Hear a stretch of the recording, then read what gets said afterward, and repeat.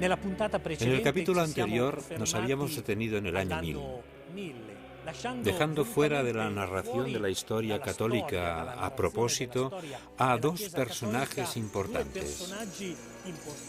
Son los santos Cirilo y Metodio, evangelizadores de las poblaciones eslavas. Una evangelización que comienza alrededor del año 860, dirigida a estos pueblos eslavos localizados en las estepas de la Europa del Este, en la Europa que va desde Bulgaria hasta Rusia. Seguir su método de evangelización, seguir aquello que han construido en estas regiones será, en cierta medida, aproximarse a un momento dramático de la historia de la Iglesia y de los católicos. Es el cisma entre la Iglesia de Oriente y la Iglesia de Occidente. Los pueblos eslavos habitan en la Europa oriental, en los Balcanes y hacia el sur hasta Constantinopla. En el año 862, el duque de Moravia solicita al emperador de Constantinopla, Miguel III, 2 misioneros para llevar el Evangelio a su pueblo. Ellos serán los santos Cirilo y Metodio. Una vez que reciben el encargo, los 2 misioneros dejan Constantinopla y tras un largo periplo llegan a las poblaciones eslavas más septentrionales. Cirilo y Metodio traducen a la lengua eslava el Evangelio y toda la liturgia. Pasando por Venecia, vuelven 3 años más tarde a Constantinopla. Allí reciben la invitación del Papa para que le vayan a informar sobre su trabajo misionero. Aún se conservan en la Basílica de San Clemente de Roma las reliquias de San Clemente que Cirilo y Metodio llevaron al Papa desde las lejanas tierras eslavas. En Roma, estos 2 grandes misioneros encontrarán quienes les acusen de haber usado una lengua diferente al latín y al griego en su obra de evangelización. Pero el Papa Adriano II aprueba sin reservas la decisión de Cirilo y Metodio de utilizar la lengua de las poblaciones con las que se contacta para evangelizar. También en la Basílica de San Clemente se conservan los restos de San Cirilo, el cual, gravemente enfermo, muere el 14 de febrero del año 869. Metodio, San Metodio, es enviado por el Papa de nuevo a aquellas tierras para anunciar el Evangelio, a aquella inmensa región que desde las llanuras de la Panonia a través de los Balcanes hasta Moravia estaba habitada por tribus eslavas. Pero la actividad de Metodio pronto suscita envidias.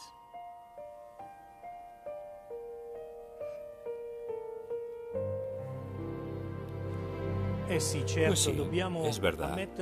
Debemos admitir que también los santos encuentran enemigos. También los santos tienen a alguien que los ataca, incluso dentro de la misma Iglesia. Santos como San Francisco, que encontró obstáculos. Y Metodio, al volver a estas tierras, se encuentra con obispos que vienen del imperio y que no comprenden su método de evangelización. Se le oponen e incluso lo arrestan. Solo la fuerza y tenacidad del Papa Juan VIII, que exigirá con energía su liberación, permiten que Metodio retome su camino evangelizador hasta el día de su muerte, el 6 de abril del 885. Pero su misión ya estaba comenzada. Su predicación en lengua eslava, la creación de un alfabeto, que será el alfabeto cirílico, permitirá transcribir en palabras la lengua de los eslavos.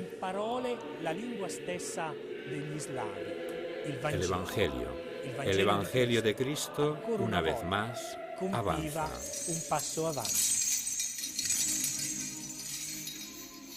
Cirilo y Metodio han abierto los caminos del Este traduciendo la palabra de Jesús a las lenguas de aquellos pueblos. Y en el resto de Europa, la red de monasterios sigue reforzando a la Iglesia. Los monjes se convierten en los verdaderos artífices del crecimiento de Europa, también gracias al apoyo del Imperio.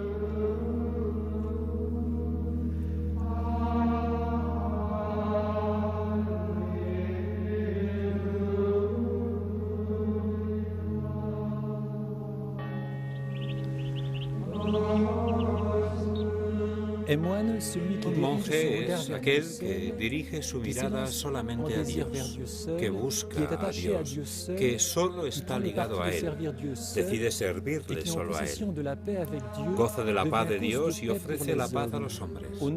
En los siglos IX y X, el monacato ha entrado por completo en esta dimensión. Carlomagno había querido imponer la regla de San Benito a todos los monasterios, pero fracasa. Sin embargo, su hijo, Ludovico Pío, con la ayuda de San Benedicto de Aniane, logra imponer estas reglas en todos los monasterios. En la época de San Benedicto de Aniane, los monasterios no evangelizan enviando misioneros por el mundo, sino sencillamente estando presentes. En una época en que se puede decir que la vida de la Iglesia es bastante decepcionante, en la que el clero está comprometido solo relativamente, en que la simonía provoca gran daño, la influencia de los monasterios es positiva, es una influencia pacificadora. Al mismo tiempo, recibiendo a emperadores y reyes, el monacato contribuye a la paz en el mundo y en el siglo siguiente se podrá hablar de la tregua de Dios. El monje es un ejemplo tangible de cómo vivir hasta el final la fe. La palabra de Cristo, llevada a todos, transforma a las tribus en los pueblos de toda Europa.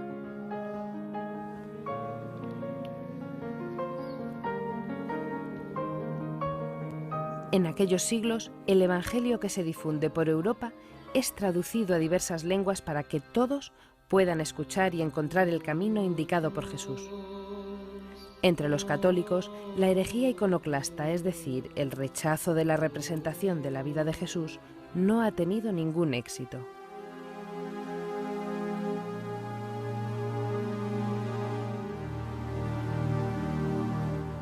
Por toda Europa se construyen grandes edificios para el culto.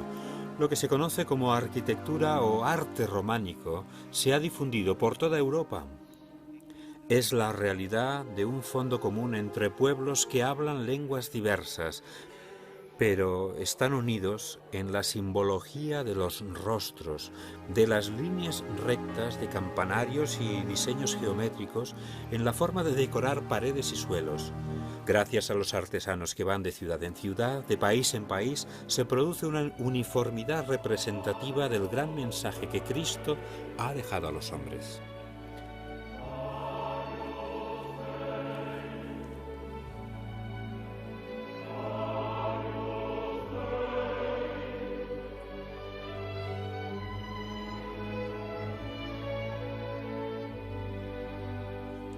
Estas iglesias románicas pretenden que quien no sabe leer sea capaz de entender el relato evangélico y la vida de los santos. Todo el pueblo es protagonista de la edificación de la casa de Dios, donde encontrarse en su nombre y donde glorificar su nombre.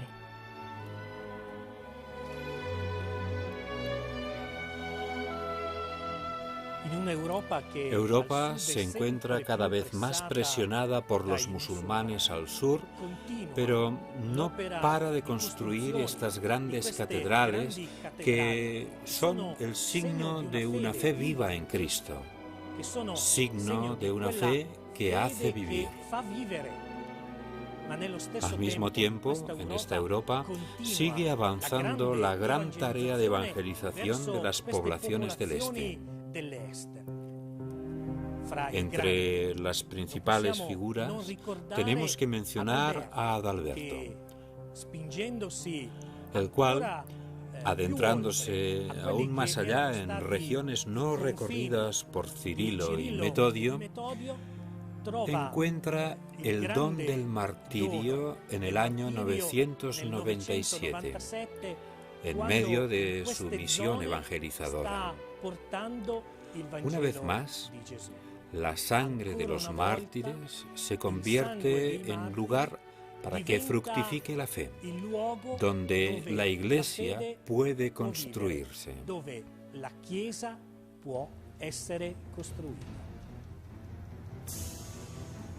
Estamos a mediados del siglo X. La dinastía carolingia se ha extinguido en Alemania hace décadas. Los pueblos de Alemania y su rey Odón están cobrando fuerza en el escenario europeo. En Polonia, el pagano duque Mieszko, junto a su ejército de caballeros, ha sometido a todas las tribus. En el año 966, Mieszko contrae matrimonio con la hija católica del duque bohemio Dubravka, recibiendo también él el bautismo. Así, Polonia se convierte en católica y será fiel al Papa en los siglos venideros.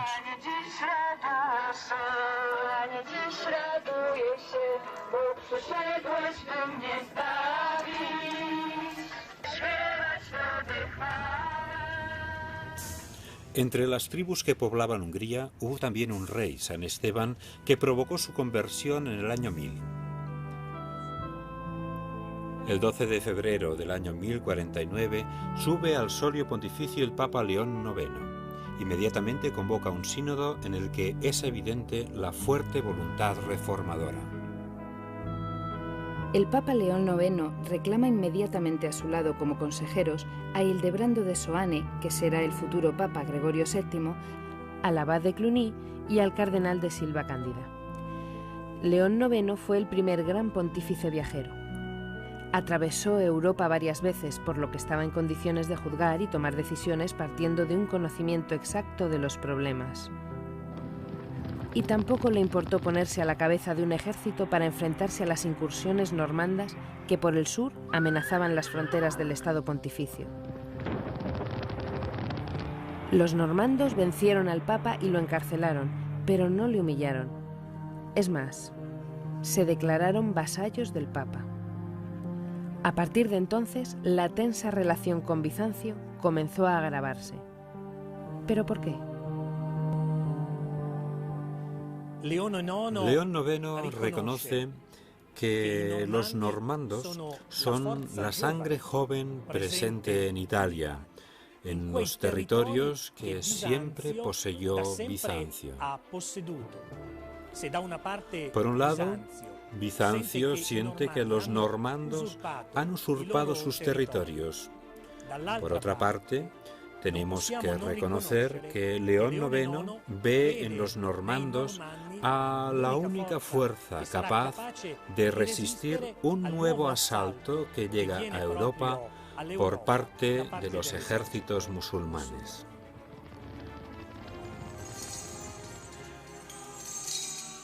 Pero, ¿cómo se precipitó el enfrentamiento entre Roma y Bizancio? En esta época, el patriarca de Constantinopla era Miguel Celulario. Es muy probable que sea él quien convenciera al emperador Constantino IX de que el reconocimiento del Papa por parte de los normandos era una provocación. La respuesta bizantina será cerrar todas las iglesias de rito latino de Constantinopla. El Papa no podía permanecer callado. El embajador del Papa, Humberto de Silva Cándida, llega a Constantinopla como legado papal y el 16 de julio de 1054, tras una serie de vivas discusiones, deposita sobre el altar de Santa Sofía el decreto de excomunión de Miguel Celulario. El 24 de julio llega la respuesta del patriarca Miguel. Excomulga a la Iglesia y al Papa de Roma, hechos que se convierten en insuperables. Un cisma que divide desde el año 1054 a las iglesias de Oriente y Occidente. La verdad es que en estas últimas décadas, sobre todo después del Concilio Vaticano II, Se ha avanzado mucho para reconquistar la unidad, aunque es mucho el camino que queda por recorrer para recuperar la ecumenia católica.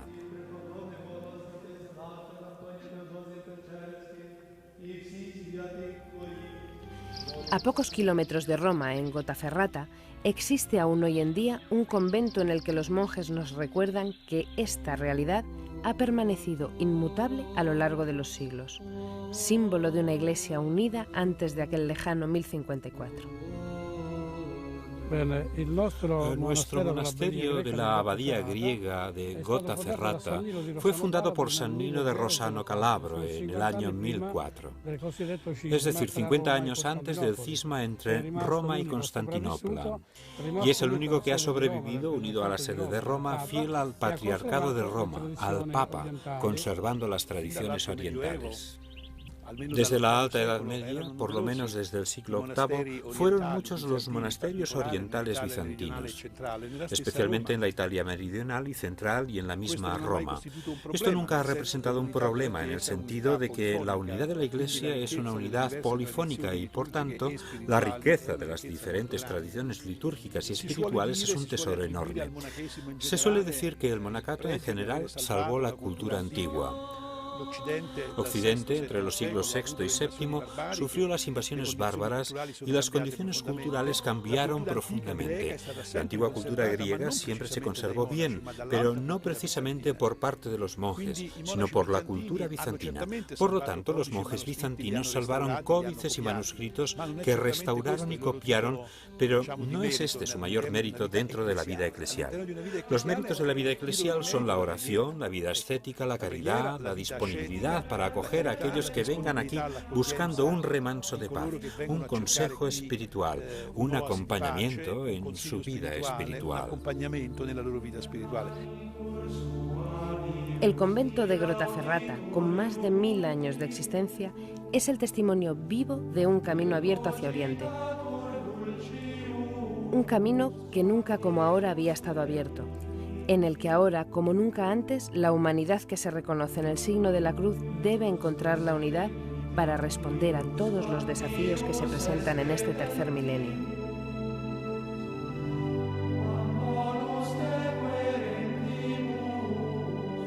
El Papa Víctor III sucede a León IX durante un corto tiempo.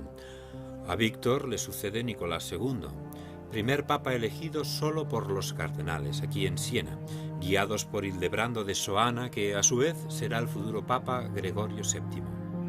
La elección de Nicolás II afirma que el papa debía ser elegido sin injerencias externas, solamente con la participación de quienes habían dado sus vidas enteramente a la Iglesia.